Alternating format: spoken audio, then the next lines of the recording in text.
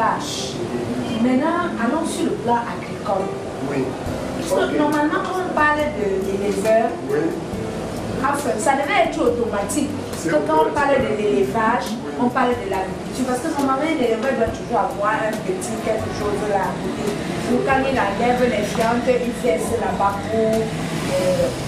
pour un bon rendement. Donc maintenant, sur le plan d'agriculture, comment est-ce qu'elle va être utilisée? Voilà. Madame pose là une question très importante, très importante, parce que on va vous dire que toutes les plantes doivent utiliser le LMO. Actuellement, je travaille avec les agriculteurs du sud-ouest, par exemple. C'est ça qu'ils utilisent tous les mois, une fois par mois, ils pulvérisent dans leurs agriculteurs. Ils ont de très bons résultats. Par pulvérisation. Par pulvérisation. On met dans le pulvérisateur de 15 litres là, on met 2 boîtes, la provenance de 2 boîtes de tomates par pulvérisateur. On mélange très bien, et on pulvérise. Mais avant de le faire, il faut toujours bien laver le pulvérisateur. Pourquoi? Parce que souvent, ils utilisent des produits chimiques. Or, le LMO est incompatible avec les produits chimiques. Il faut pas. Généralement, ce que je leur demande de faire, c'est d'avoir leur pulvérisateur pour le LMO. Ils n'utilisent ça que pour le LMO. Alors, quel est le principe? Ceci agit, le LMO agit sur la plante comme engrais foliaire. Vous comprenez? Alors, qu'est-ce que ceci fait? Comme je vous ai dit que ça contient des bactéries bénéfiques pour l'homme, bénéfiques pour le sol, bénéfiques pour l'animal, bénéfiques pour la plante, qu'est-ce que ça fait?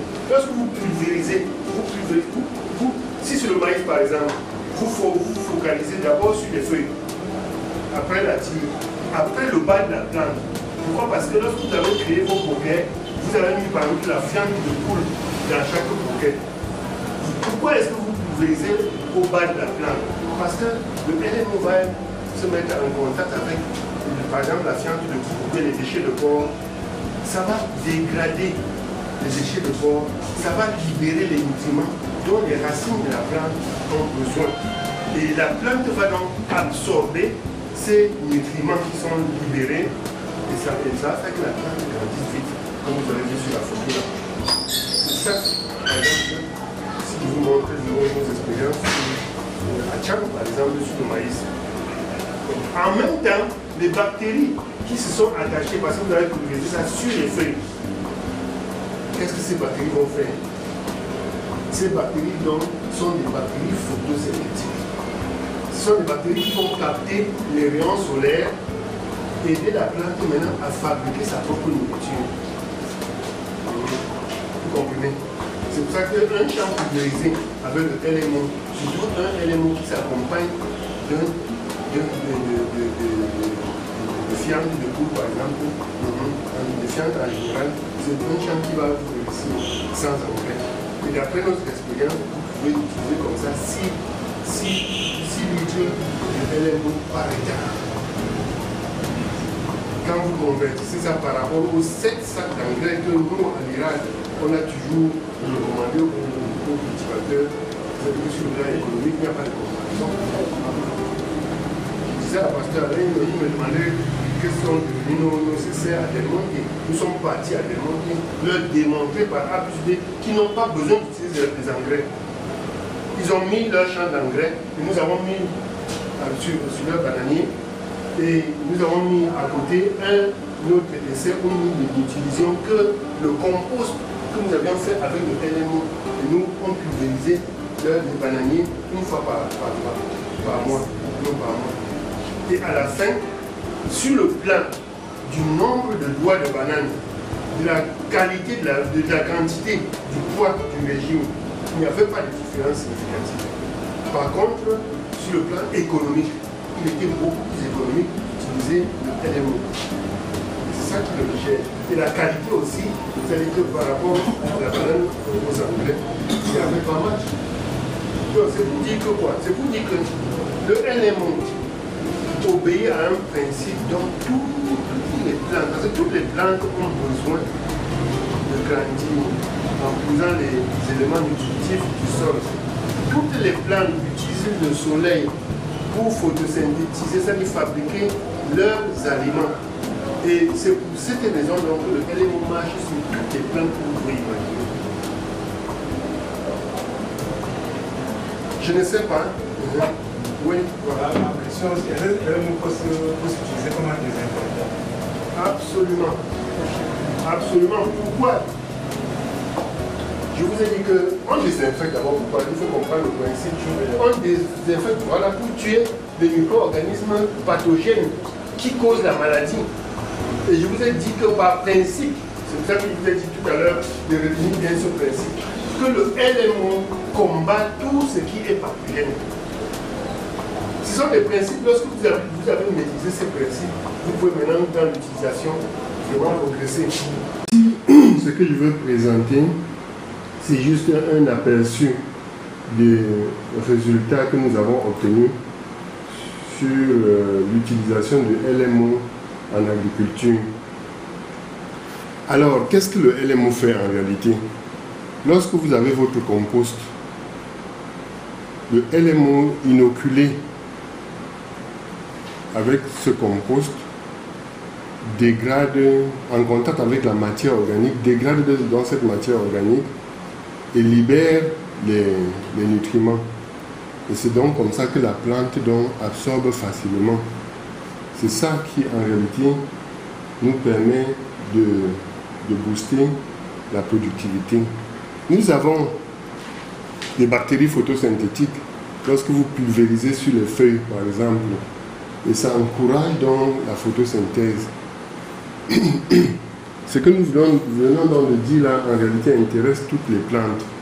C'est pour cela que lorsque vous allez utiliser, que ce soit sur le maïs, que ce soit sur la banane, tout ça, ça va réussir.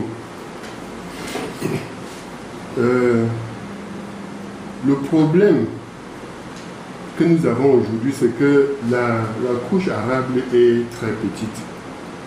Et notre vie vraiment en dépend. On a réussi à mettre ici en bouteille des bactéries des bactéries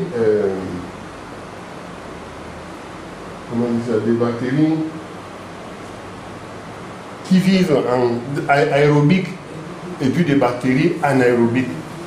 Ce qui était très difficile à faire parce qu'en réalité on sait que les deux sont incompatibles. Nous avons constaté qu'une petite poignée de micro-organismes dans une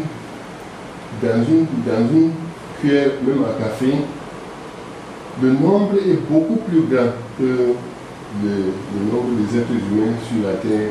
Donc s'il y a beaucoup de micro-organismes dans une petite poignée de terre, ça veut tout simplement dire que le rôle que les micro-organismes jouent sont vraiment, c'est vraiment très important.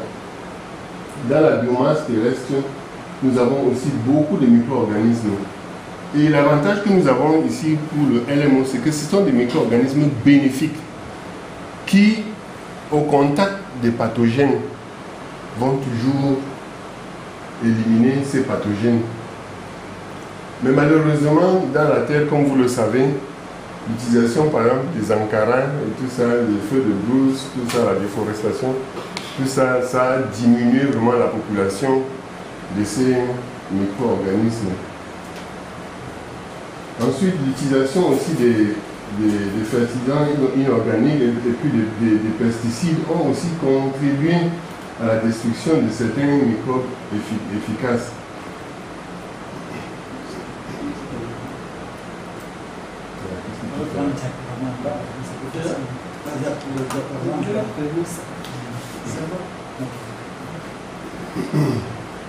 Donc nous avons détruit ces micro-organismes efficaces. Qu'est-ce qu'il faut donc faire? La récente découverte des probiotiques nous a permis justement de travailler sur l'agriculture organique. Mais le problème de l'agriculture organique, c'est que ça aussi, c'est limitation. L'agriculture organique, si on veut le faire de manière vraiment naturelle, le problème du rendement se pose. Le rendement est généralement bas. C'est pour ça qu'on va utiliser les engrais, d'autres pesticides pour essayer d'augmenter ce rendement. Mais la découverte des probiotiques en agriculture, ça a révolutionné dans cet aspect du rendement. Le rendement dont on vient de parler. Ça a augmenté, ça a réduit les incidents de certaines maladies et même la mortalité. Donc, dans la gamme des probiotiques, nous avons donc, avec notre groupe qui est en Suisse, découvert donc ce produit que nous appelons Light Matrix Organic. C'est un produit qui tente donc de résoudre ce problème de rendement faible, le problème de fertilité, que ce soit en quantité ou en qualité.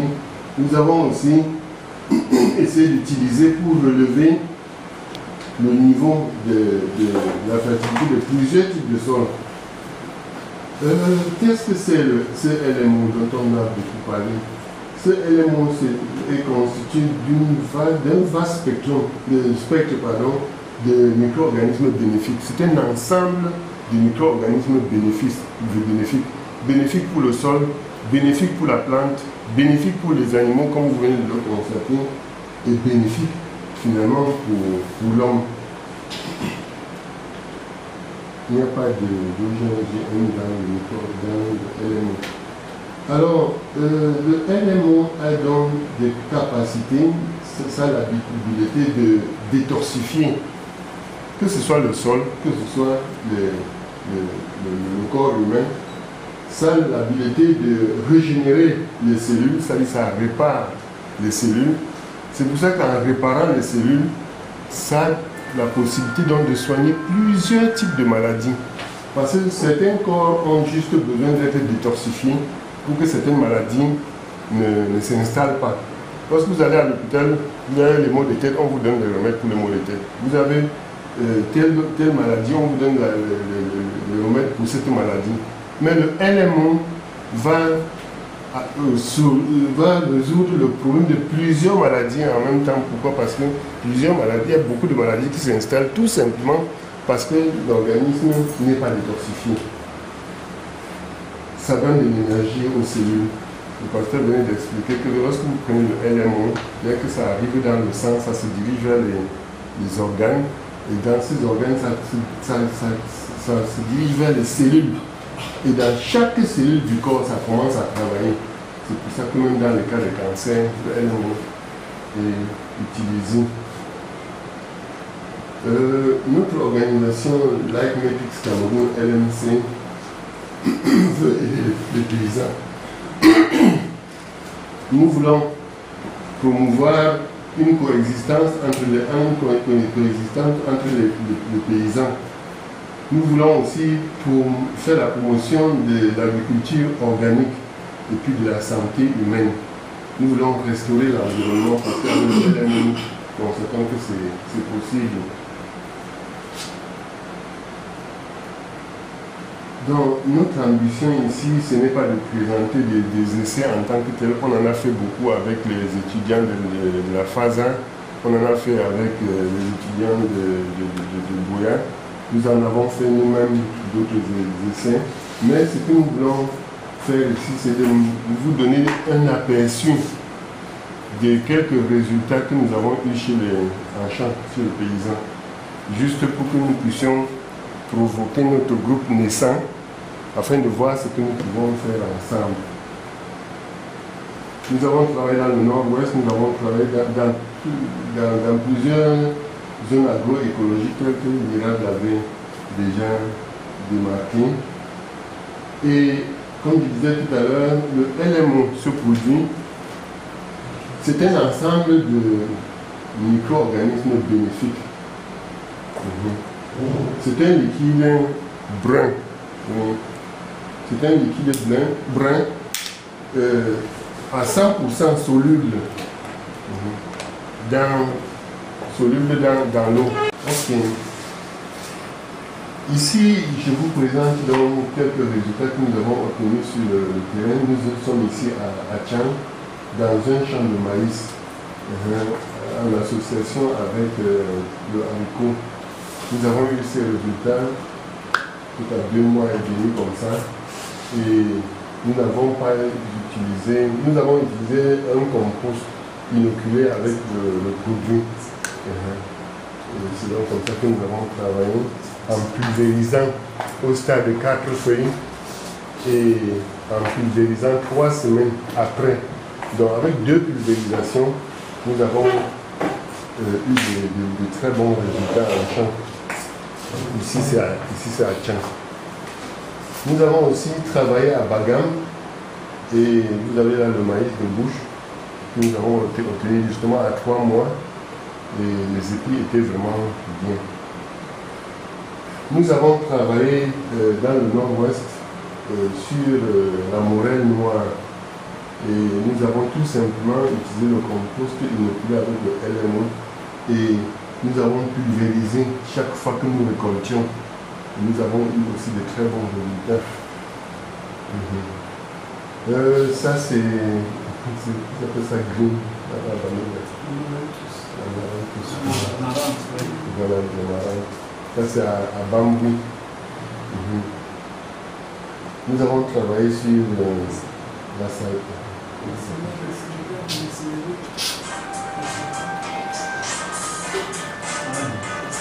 C'est ce qu'on appelle généralement la salade.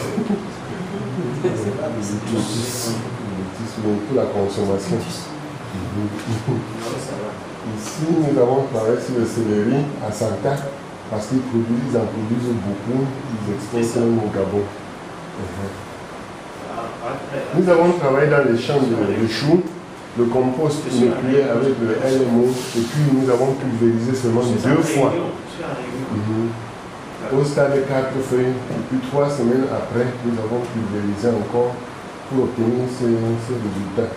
C'est en train de paumer pour la récolte. Donc nous avons donc déjà des paysans qui adoptent cette formule. Donc ça c'est l'exercice sur le pomme de terre. La patate, voilà, le macabo rouge qui ne fait pas très bien dans notre région. À Bamena, nous avons aussi travaillé dessus. Et nous avons aussi travaillé sur les bananes plantains. Ce qui nous a encouragés, c'était le poids du régime. Et c'est ça que nous sommes allés présenter à des montées.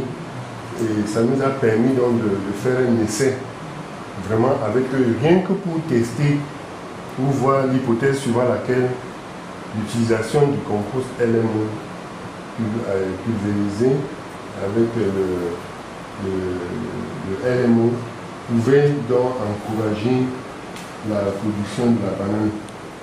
Donc c'est pour ça donc que nous sommes allés voir leur équipe.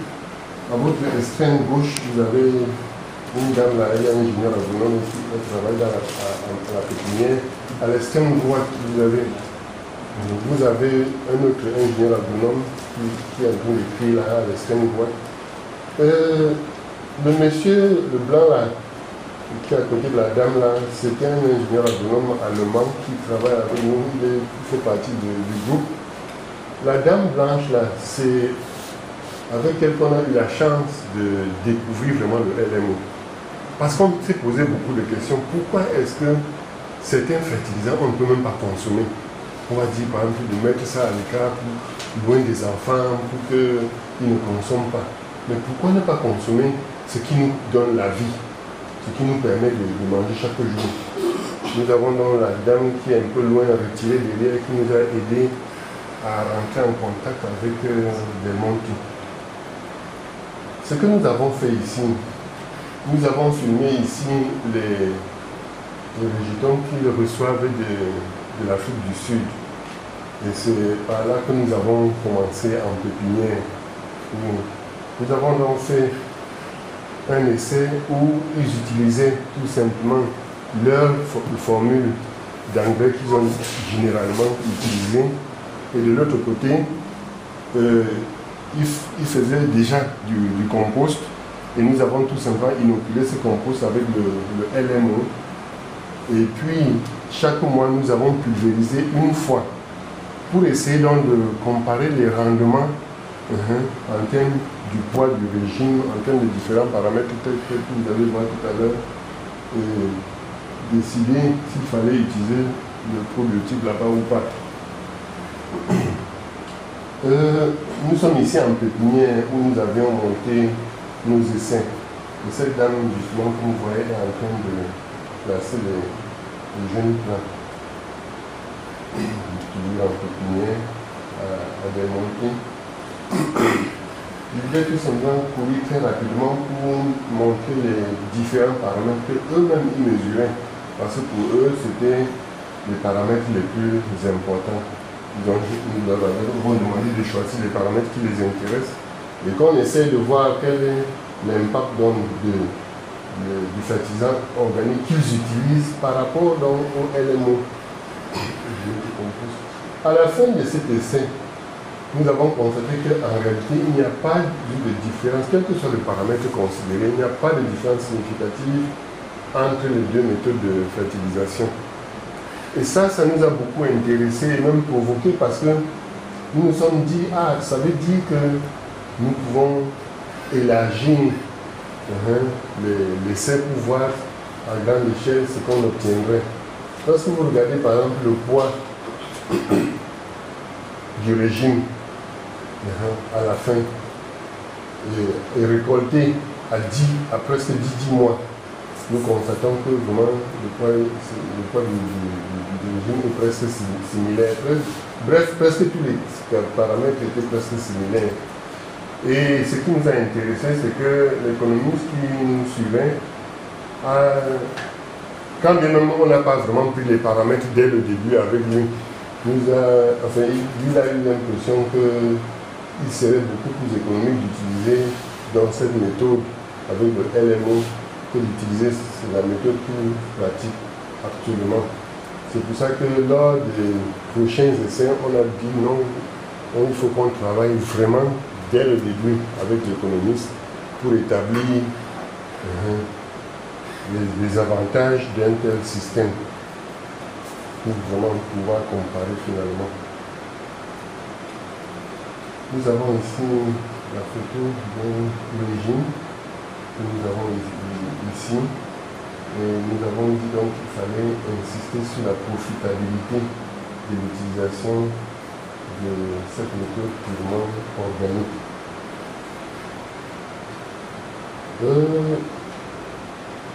Nous avons utilisé le LMO sur plusieurs plantes. Ça c'est le strawberry.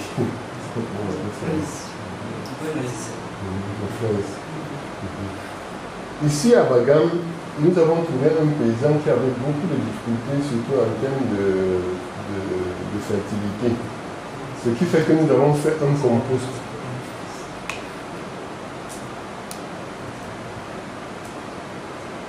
Voici une opération pour aider les plantes à grandir. Nous plaçons des compost LMO sous les plantes.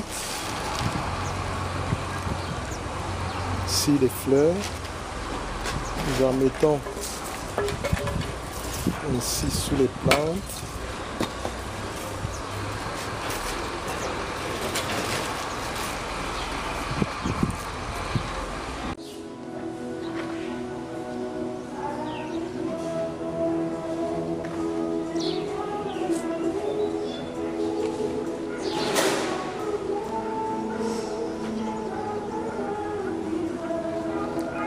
Et leur éclat est fantastique.